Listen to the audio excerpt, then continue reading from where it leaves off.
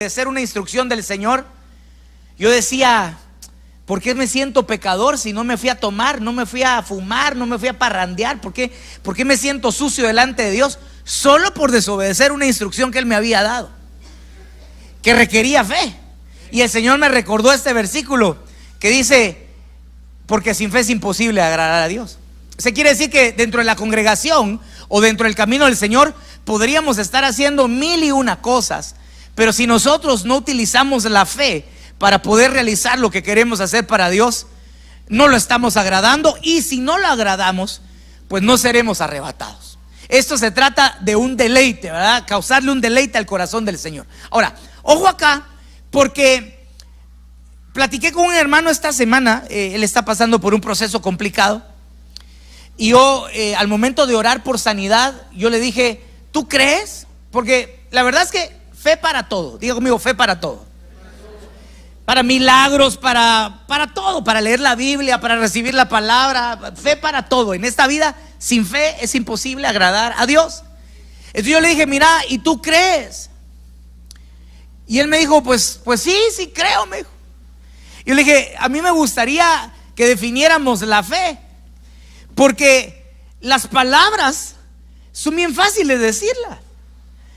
Pero cuando la Biblia habla en los primeros 2 versículos de Hebreos con respecto a la fe, no habla de palabras. Es decir, no habla de que uno diga, sí, es que yo creo, sino que dice que la fe es la certeza de lo que se espera y la convicción de lo que no se ve.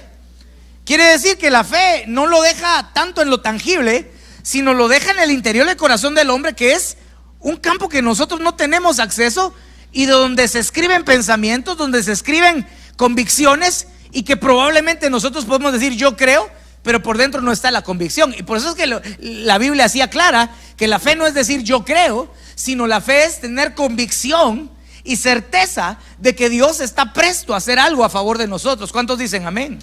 La fe es tener la certeza de que lo que yo hago delante de Dios en esta tierra se transforma de una manera extraordinaria para convertirse o en un perfume, o en un incienso, o tal vez en algo repugnante para Dios. Porque la Biblia dice que hay gente que hace obras sin fe, y cuando hace obras sin fe dice que presenta trapos delante de Dios, trapos inmundos, trapos de inmundicia, trapos de menstruación, dice una de las versiones. ¿Se da cuenta? Entonces, lo único que podría hacer que un cristiano agrade a Dios en todo sería la fe. Y no la fe que se expresa con la boca, vuelvo a decirlo, sino la fe que está arraigada al corazón, que está convencida de que Dios está presto a hacer algo a favor de su pueblo. Ahora le pregunto, ¿cuántos tienen fe? Bueno, por lo menos hay unos 5 sí dijeron. Lo bonito de todo esto es que podemos decirle al Señor, Señor, ayuda a mi incredulidad. Si alguien no cree, ayuda a mi incredulidad. Cuando siempre hemos puesto ese ejemplo, cuando Pedro iba caminando sobre las aguas, el problema estuvo en el corazón. Él ya no tuvo que decir, no, ya no creo, me voy a hundir, sino que el mismo corazón lo hizo hundirse.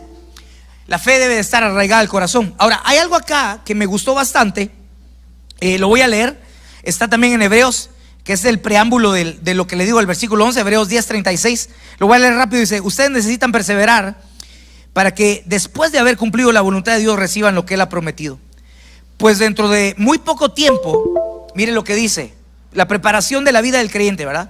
El que ha de venir vendrá y no tardará, pero mi justo vivirá por la fe, y si se vuelve atrás, no será de mi agrado. Pero nosotros no somos de los que se vuelven atrás y acaban por perderse, sino de los que tienen fe y preservan su vida para siempre. ¿Cuántos dicen amén? Le pongo una ofrenda de palmas al Señor. La etapa que estamos por vivir como iglesia es una etapa que va a requerir de mucha fe. De mucha fe. Pero no estoy hablando ahorita de la construcción, sino estoy hablando del ambiente espiritual que se va a enfrentar la iglesia. Va a requerir de fe. Y una de las cosas que el Señor me ponía fuertemente decir, ¿verdad?, en esta casa, que es la congregación que me ha puesto a pastorear, es: grábese en la mente que nosotros no somos de los que retroceden para perderse, sino de los que quieren perseverar para preservar el alma. Y que eso sea un pensamiento, pero sólido en su vida, para que finalmente nosotros seamos arrebatados, como lo dice después en el capítulo 11. Entonces yo pongo el fundamento de fe, porque incluso la construcción que el Señor nos va a permitir hacer para la iglesia lo requiere. Y yo no quiero que esa sea una construcción de obra de hombre, sin que lleve el punto de gratitud y de agradar a Dios con lo que estamos haciendo. Yo sí quisiera que él viera. Esto lo expliqué, no me recuerdo si lo expliqué ayer o anteayer, porque hay construcciones que se pueden hacer sin agradar a Dios y que el hombre sería capaz de hacerlas, como por ejemplo la Torre de Babel. La Torre de Babel iba súper avanzada y Dios vio que el hombre estaba logrando y alcanzando el éxito en una edificación de ese tamaño en aquellos tiempos, ¿verdad? Y usted se imagina la altura y dice: esto lo que quieren es llegar al cielo. Y él supo que ellos querían hacerse de un nombre, o sea, fe cero, agrado cero. Ellos habían hecho una construcción para autoagradarse, para que la gente en el planeta supiera quiénes eran los de Babel. Y el Señor se molestó y por no agradarle la obra de ellos, la destruyó. No sea que en algún momento no haya una fe de convicción en nuestros corazones y por ahí haya un pensamiento de altivez o de orgullo o lo que sea. Cancelamos en el nombre de Jesús. Pero lo que yo quiero es que nosotros construyamos delante del Señor con la fe que a Él le agrada, una fe de convicción. Entonces yo quiero rápidamente ver esto. Cimientos. Hebreos capítulo 11 versículo 7. Me llamó la atención que aparece ahí uno de los edificadores entre los héroes de la fe, uno de los constructores, llamado Noé. Dice: por la fe, Noé, advertido sobre cosas que aún no se veían, con temor reverente, construyó un arca para salvar a su familia. Por eso dice: por esa fe condenó al mundo y llegó a ser heredero de la justicia que viene por la fe. ¿Quiere ver un poquito más cómo estuvo la historia? Vaya a Génesis capítulo 6, pero yo quiero resaltar algunas cositas. Primero, diga conmigo: fe. Y segundo, que la Biblia dice que esa palabra temor reverente en el griego se dice sotería, y la palabra correcta pues también para traducirla podría ser preservar. Si pudiéramos poner esta palabra dice que con temor reverente, podríamos decir para preservar la vida de su familia construyó un arca. Aquí empiezo a darme cuenta que no hay, digamos, cuando alguien quiere edificar algo, no debería ser porque quiere hacerlo o porque se le antoja hacerlo, a menos que tenga, si es en lo natural, que tenga la plata, ¿va? Sino que la edificación debe de llevar un propósito, un motivo, una intención que nos haga entender la importancia de poder levantar algo en nuestras casas o dentro de la congregación. Y me gustó tanto ver cómo Noé dice que él lo hizo para salvar a su familia, para preservarle la vida a su familia. Esa palabra preservar se puede traducir también como proteger, resguardar, como que reservar a alguien para que no pase un peligro o un daño. Y vemos que Noé, cuando empieza a edificar el arca, cuando la empieza a construir, aparte de que no había llovido, su intención siempre fue obedecer a Dios para que su familia se salvara. Le abro mi corazón y le digo con toda sinceridad que nosotros nunca pensamos que íbamos a poder tener un templo propio, digamos, tan rápido después de haber empezado nosotros a pastorear. A nosotros Dios nos sorprendió, porque eso no es muy normal, ¿verdad? A algunos les pasa, pero no es muy normal de que cuando una iglesia empieza y está pequeñita, se le da la oportunidad de comprar, construir y tener algo propio. Generalmente la mayoría de las iglesias rentan, nosotros no. Nosotros llegamos en mayo del 2010 y para febrero del 2012, ni siquiera 2 años, ya teníamos nuestro terreno propio y ya estábamos nosotros levantando paredes acá. La iglesia llegaba hasta aquí, mire, hasta donde está el piso. Pero el piso fue ya una añadidura de otros años, ¿verdad? Porque era piso de concreto. Bueno, era un día me recuerdo yo que hicimos en el frío, tuvimos que poner calentadores de leña y casi se nos intoxica la gente. Bueno, total, fue un caso, pero nunca pensamos que Dios podía darnos a nosotros la bendición de tener un lugar propio. Y sin embargo, Dios en su bondad nos permitió, creo que todas las cosas obran para bien a aquellos que le aman al Señor, porque en el tiempo de la violencia todo el mundo salió corriendo y este lugar quedó abandonado. El dueño ya no quería nada con este lugar y nos lo vendió en cómodas facilidades. Bueno, lo pagamos antes de tiempo. El punto al que quiero llegar es que cuando nosotros empezamos a levantar, y yo lo recuerdo porque ahí estaba viendo unas fotos esta semana de toda la historia de la construcción. Nosotros dijimos con mi esposa que este lugar sea un lugar para que muchas familias se salven. Así fue, y de hecho en el proceso de edificación, nuestro deseo no era construir un templo para que no viniera nadie. Así como que vamos a construir un templo, ¿para qué? No sé, pero que no venga nadie, sino lo que queríamos era que viniera gente que realmente considerara esta casa como un lugar donde podía preservar su vida en el tiempo que se está viviendo. Ahora, sabemos que el diluvio tiene muchas connotaciones. La primera que hemos entendido siempre es, puede ser la gran tribulación. Porque el 40 es prueba, y dice que la Biblia que viene una prueba tan grande a la humanidad que nunca ha habido una igual. O sea que la tribulación es peor que el diluvio, pero que Noé la pasó y le preservó la vida a su familia por el arca. Diga conmigo, el arca. También podemos entender que el diluvio son las cosas que se están viviendo en la tierra en este tiempo, donde también el Señor quiere que la iglesia tenga un refugio, donde al momento de llegar, la iglesia preserve la vida de las familias. Hermano, la iglesia tiene un papel vital hasta el último segundo donde es arrebatada. Entonces su función deja de ser en la tierra. Pero mientras la iglesia no sea arrebatada, la iglesia fue dejada para preservar la vida de aquellos que quieren salvarse, para salvar y liberar a aquellos que quieren libertad. Mire, no es para los que quieren seguir viviendo igual, solo es para los que quieren preservar su vida.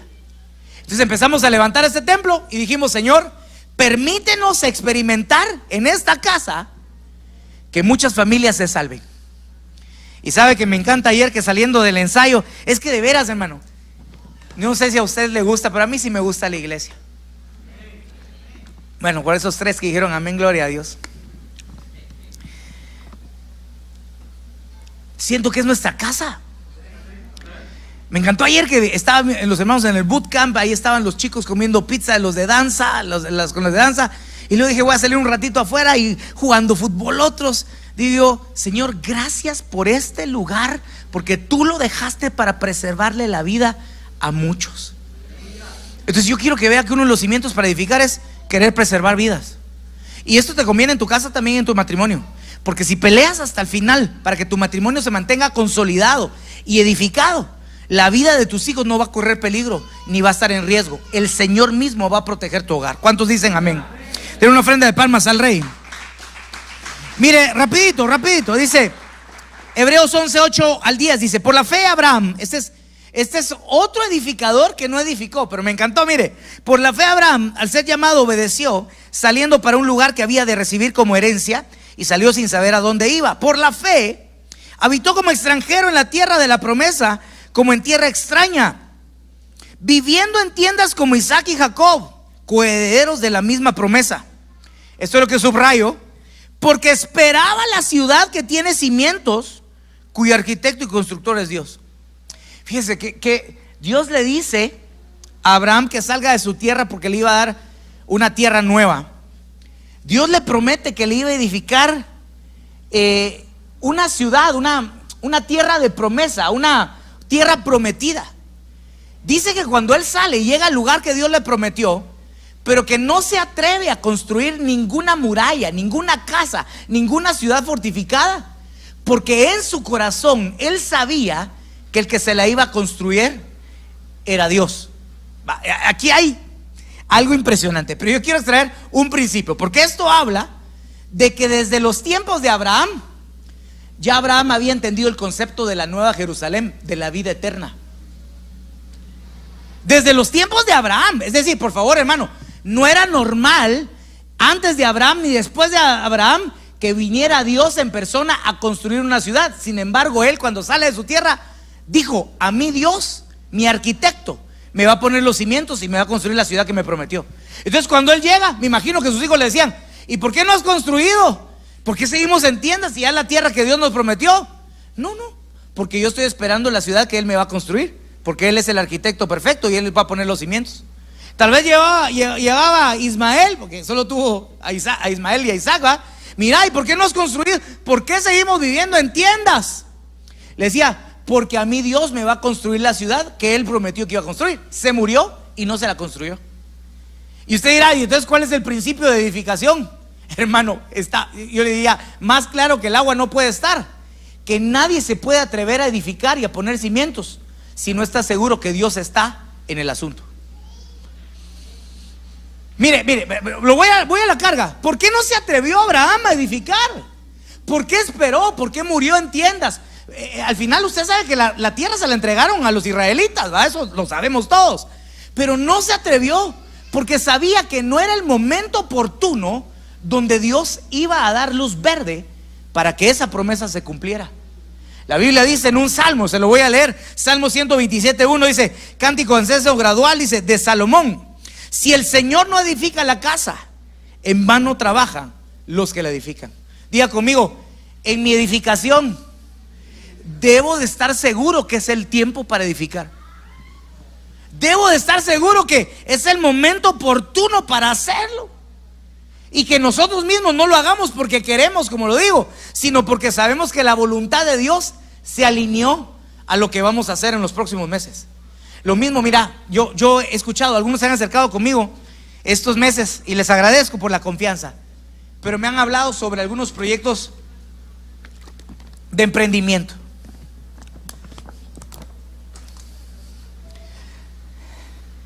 Por ahí me estaban contando algunos proyectos de emprendimiento que me dejaban con la boca abierta.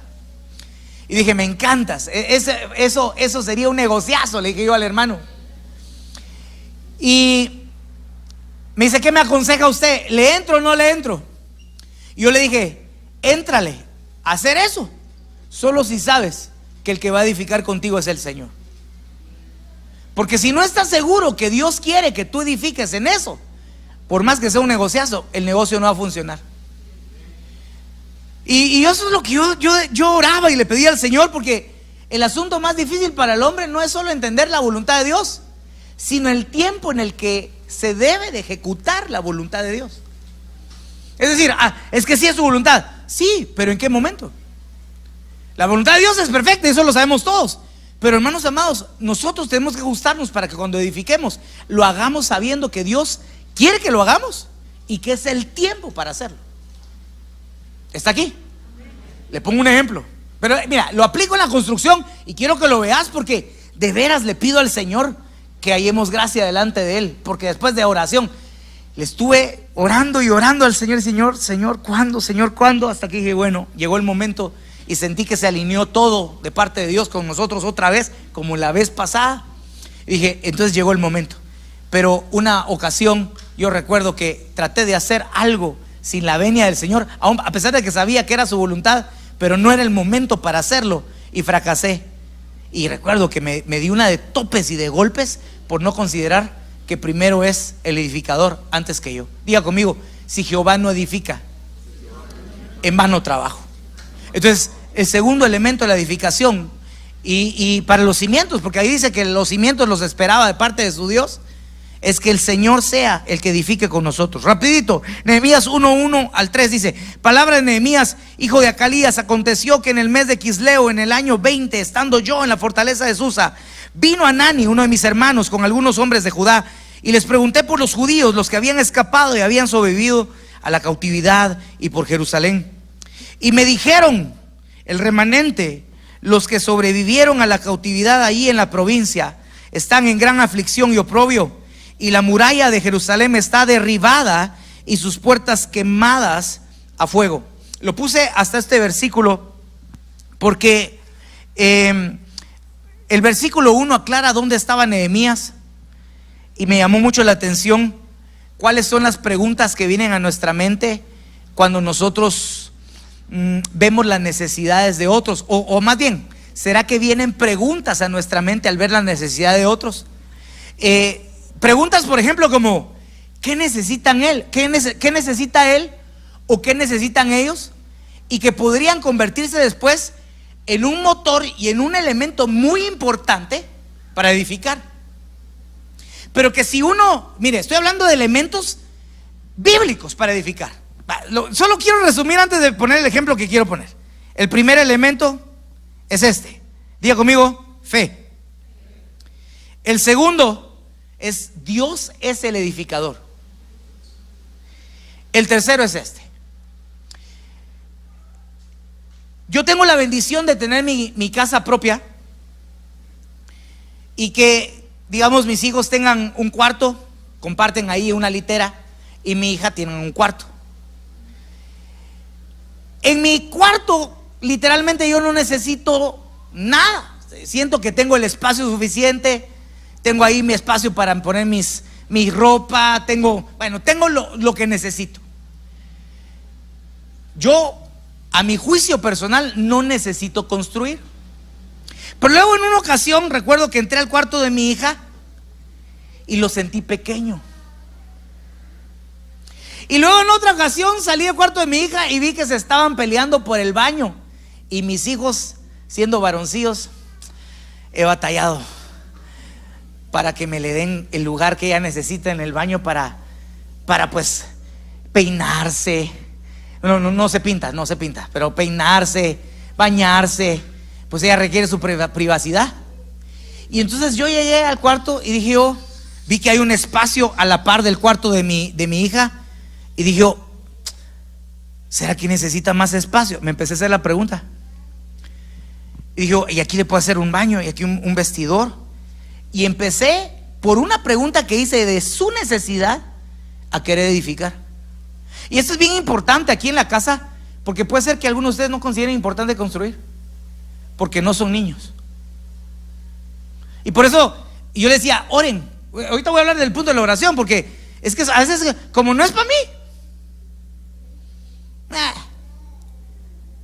porque no sos preadolescente, no sos joven.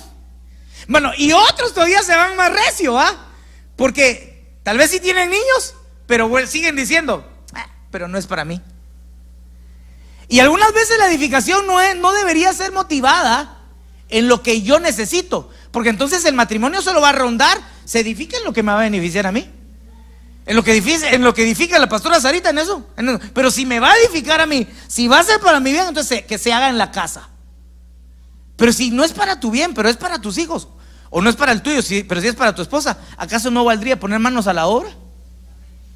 Entonces creo que cuando viene acá, porque Nehemías es edificador por excelencia, viene y como que con una pregunta despierta un sentir, un fluir que lo lleva a decir, puedo ser necesario en ese lugar y puedo llegar a hacer algo para Dios. Hasta ese punto él no sabía qué tenía que hacer, pero por lo menos tenemos que empezar con preguntas. Hermanos, de veras, solo porque Dios es bueno y sus misericordias para siempre, pero es que yo andaba sacateando en la construcción, porque yo estoy bien, hermano. ¿Tú estás bien en danza? ¿O si necesitas otro lugar? Ya sí estoy bien, dice bien. Sí, pues la incomodidad de ministrar en el salón, pero dije, es que eso de la construcción, pero Padre, ayúdame, dame gracias, Señor. Pero entonces mi esposa me decía, pero mira, los niños necesitan. Entonces, y empezamos a hacernos preguntas con respecto a si ellos tienen el espacio correcto. Hay actividades que las maestras quieren hacer, donde quieren hacer un juego. Bueno, total, miren, la necesidad fue un impulso para construir. Entonces yo veo que no sería demasiado mezquino de mi parte como pastor decir, no, yo no voy a sembrar nada porque no es para mí. Pero tus hijos, no, pues ellos, pero yo no soy hijo, yo no soy niño, yo ni siquiera voy a subir al segundo nivel. ¿Para qué quiero eso? Y si pensás así en tu casa, wow, qué terrible sería tu matrimonio, porque nunca vas a lograr construir nada, porque vas a empezar siempre egoístamente, solo en lo que te beneficia a ti y lo que te conviene a ti.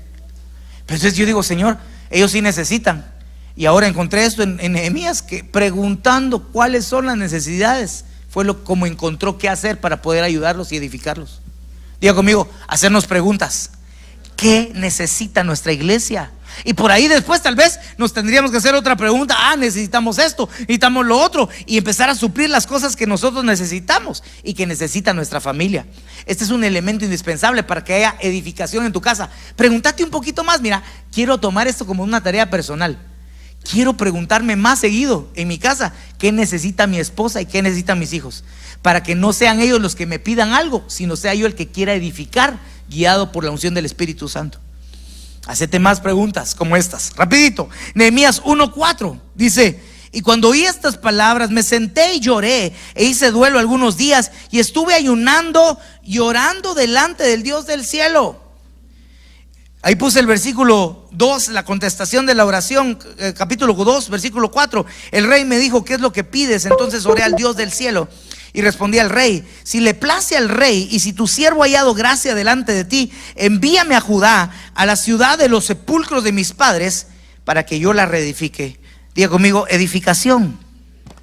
Ok. La ruta de la oración.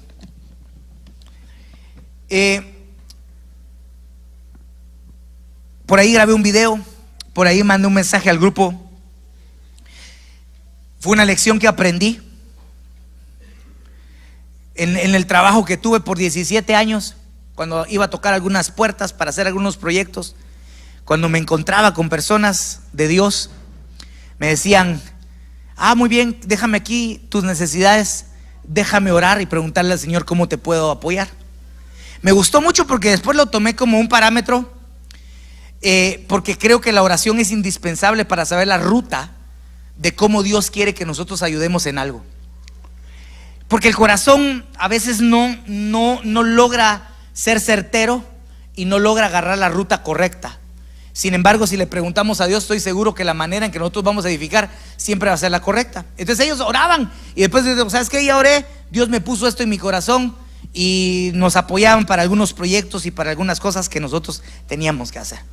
Después agarré la costumbre también, junto con mi esposa, de decir: si vamos a hacer algo y vamos a edificar a alguien, vamos a apoyar a alguien, oremos primero, lo discutimos y después lo decidimos. Porque esto no puede ser a la ligera, ¿sí? Dice la Biblia que cada quien, cuando le va a dar a Dios, debe de ser como ha propuesto en su corazón. Y a Dios no solo se le da dinero, a Dios se le da tiempo y a Dios se le da talento también. Pero entonces yo recuerdo que esta semana estuve ahí mandando, diciendo: oren, porque es que no quisiera que fuéramos nosotros los que decidiéramos cómo vamos a apoyar, sino que el Espíritu Santo sea el que nos diga qué es lo que vamos a hacer. Y ahí empecé a ver la historia de Nehemías, que en la edificación oró incansablemente, sin parar, hasta obtener la ruta que Dios había marcado para él. Y juntamente con la ruta vino la provisión. Hermano, yo creo que la oración es poderosa. Y vamos a darle a Dios, pues obviamente algo, ¿verdad? De lo que Él nos ha dado, de nuestro tesoro personal. Pero yo no veo en la Biblia que, por ejemplo, a David le hayan dicho cuánto. Sin embargo, veo que cuando él dio con gozo, con alegría, sabiendo que lo que había preparado lo había decidido él. Diga conmigo: que nadie me chantajee. Esa era la parte que quería evitar ese Señor. Y por eso vuelvo. Alguien me dijo esta semana: pastor, ¿no hubiese sido más fácil que usted hubiera hecho 1000 por familia? No, porque al final de cuentas respondemos a una petición de un hombre, pero tal vez no respondemos a la petición de Dios a través de su Espíritu Santo.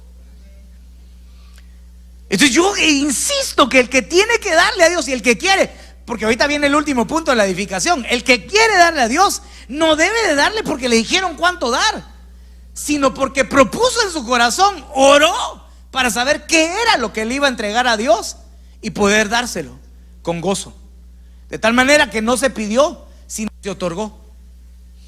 Entonces yo veo esto acá. Nehemías recibe y mire la bendición en el versículo 4. Dice que empieza a decirle al rey: ¿qué pides? ¿Qué necesitas? Y todavía cuando le dice qué necesitas, vuelve a orar. Es impresionante la oración. Abre rutas en ambientes extraordinarios, en cosas sobrenaturales donde Dios empieza a suplir. Te voy a decir algo. Esto que vamos a hacer hoy de levantar una ofrenda es simbólico, pero lo que verdaderamente vale delante de nuestro Dios es que durante todo el proceso de edificación y lo que resta de nuestra vida en esta tierra, nunca dejemos de orar. Le pidamos a Dios una devoción hacia la oración, porque si realmente queremos ver abrirse caminos y rutas y brechas en desiertos y ver ríos brotar de lugares secos, lo único que nos dejó la Biblia para poder hacerlo es la oración de fe. La oración de fe, la oración de justo, dice la Biblia, puede mucho, genera milagros. Diga conmigo, oración. Le pregunta: ¿qué quieres? Vuelve a orar, y a la guianza del Espíritu Santo le dice: ahora sí, dame todo lo que necesito porque voy a ir a edificar. Diga conmigo, oración. Ok, quiero que vea este verso acá rapidito. Primera de Crónicas 29:3, rápido. Además de esto, por cuanto tengo mi afecto en la casa de mi Dios, yo guardo en mi tesoro particular oro y plata, que además de todas las cosas que he preparado para la casa del santuario, he dado para la casa de mi Dios. Y empieza a decir todo lo que dio. El punto que quiero resaltar acá, ya ni siquiera lo marqué, es este. Diga conmigo, afecto. Amor. La palabra la traduce otra versión como amor. Me gustó esta palabra afecto porque es algo que se puede demostrar. El amor no son palabras, ¿verdad? El amor son acciones. Cuando David dio y ofrendó, lo hizo porque amaba. Solo tome nota ahí, un versículo más, porque entonces quiero hacer algo. Éxodo 35:4. Estas son las dos ofrendas que se dieron para los dos templos, uno para el tabernáculo y otro para el templo de Salomón. Dice: Moisés se dirigió a toda la comunidad israelita y dijo, pero es que iba a subrayar otra palabra acá, porque concuerda. Dice: entonces los jefes de familia, los príncipes de las tribus de Israel, jefes de millares y de centenas, con los administradores de la hacienda del rey, ofrecieron voluntariamente. Subraya eso. Y acá Moisés se dirigió a toda la comunidad israelita y dijo: esto es lo que el Señor ha ordenado que se haga. Recoged entre vosotros una ofrenda para el Señor. Todos los que quieran dar su ofrenda al Señor voluntariamente. Esa palabra la subrayé en los dos templos. Y de corazón. Y traerán oro, plata, bronce, y bueno, lo que dice ahí la palabra. Quiero explicar esto rápidamente porque aquí es donde quiero aterrizar. Se pidió una ofrenda para la construcción del tabernáculo, y se pidió una ofrenda para la construcción del templo de Salomón. No se pidió cantidad. Diga conmigo, no se pidió cantidad. Por favor, en el nombre de Jesús, grabe esto. Pero sí voluntad. Esto fue la palabra que yo subrayé en los dos versículos, porque nadie, lo quiero aclarar acá, esto que estoy haciendo no lo hago muy frecuentemente, pero hace como unos 4 meses hablé con un amigo pastor, donde él estaba rentando y dijo: hermanos, tengo el sueño de comprar un templo propio. ¿Qué les parece si cooperamos cada familia y pues le damos a Dios algo para empezar a juntar, a ahorrar? Él está en otro país, no está en nuestro país, ¿verdad? Él está en otro país. Como a las 2 semanas hablé con él y me comentó que había gente molesta, y que la gente empezó a decir: pero ¿cómo puede ser posible que el pastor esté pidiendo? No le basta con nuestros diezmos, con nuestras ofrendas, y ahora está pidiendo. Y realmente lo que está diciendo es: quien quiera. Quien quiera. Por ahí creo que unas 2 familias creo que se le fueron. Y dije: Señor, yo no quiero que la gente piense que estoy haciendo esto para obligarlos o para manipularlos, sino solamente como un acto de fe y una semilla de que queremos que Dios provea el resto. A menos que usted sea de apellido Trump y nos quiera financiar todo el proyecto, gloria a Dios, pues dele con gusto.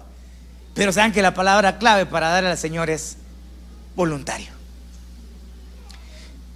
Si no, ni siquiera nos tendríamos que ver: y tú diste, y tú diste. Eso no debería de importarnos. Lo único que debería de importar es si lo estamos dando voluntariamente. Mire, dicho sea de paso, es que yo soy su pastor y trato de enseñar lo que creo que es correcto, ¿ah? Pero no deberíamos, cuando es voluntariamente, no importa si me agradecen o no. Pastor, es que vio ese billete de 10,000 que estaba ahí. Ese lo di yo. No debería de veras, no debería de importar ni siquiera la cantidad. Hermanos, tengo que contarles un chisme de santo. Es que de veras, hermanos, miren, esta es una iglesia de libertad.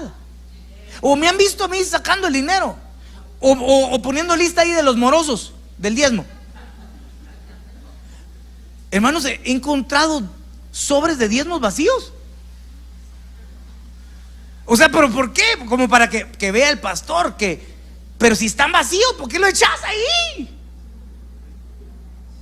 A menos que estés haciendo tu acto de fe así: Señor, no tengo nada, pues gloria a Dios. Pero cada domingo, digo yo, voy a orar por ti, acercarte para ministrarte, ¿va? Pero si te echas un sobre vacío, ¿cuál es la intención de dar? ¿Que te vea? ¿Para que te dé un privilegio? Hermano, aquí no importa. Sí, perdona, el asunto no es conmigo, es con Dios.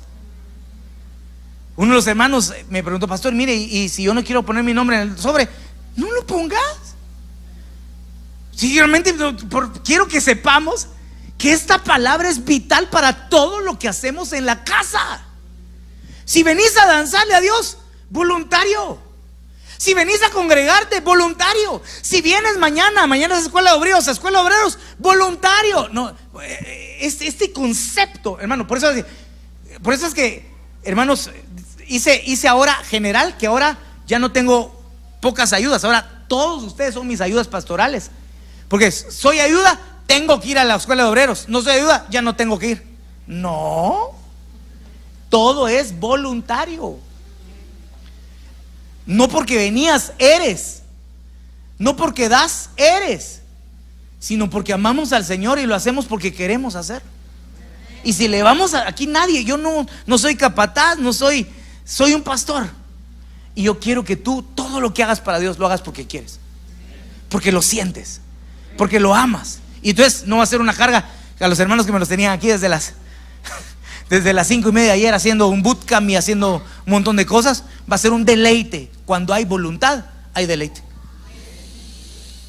Espero que el amor entre tu matrimonio sea también voluntario. Bésame. Bésame mucho.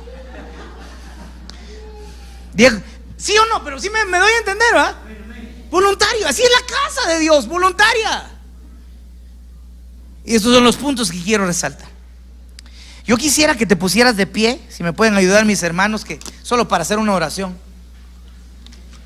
Que vengan los alfolís enfrente.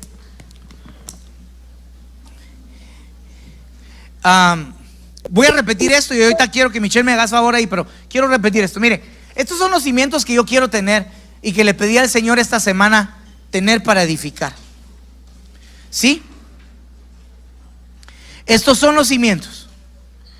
El primero, que estamos seguros que este proyecto va a ser para preservarle la vida a nuestros hijos y a muchos más niños que vienen en camino. ¿Sí? A los preadolescentes, a los jóvenes, a los adultos. Bueno, sí, ese es un proyecto.